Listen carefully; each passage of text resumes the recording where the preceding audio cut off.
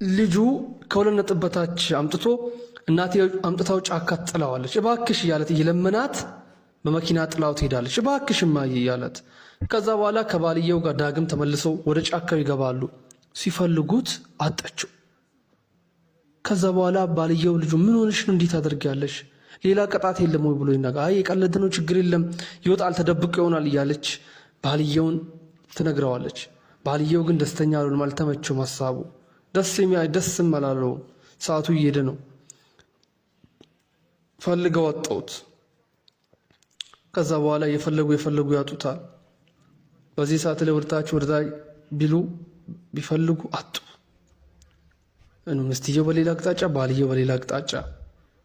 ከዛ በኋላ ባልየው በቃ ፖሊስ ጋር ደውላለሁ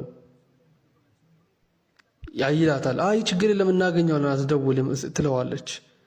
አማራጭ የለን መደወል አለብኝ። ከዛ በኋላ ቆይ የሆነ ሲስተም አለኝ አለችና ወደ መኪናው ጋር ትመጣለች። ወደ መኪናው ትሄዳለች። እሱ ፖሊስ ጋር ሊደውል ነው። ደውላ እሷ ወደ መኪናው ጋር ትመጥና ያው ልጆች ጌም ይወዳሉ አይደለ? ጌም ትከፍታለች። አሁን ይመጣል በቃ ይሄው ብላ አሁንም ታዘናጋዋለች ማለት ነው። ከዛን ይደውላል።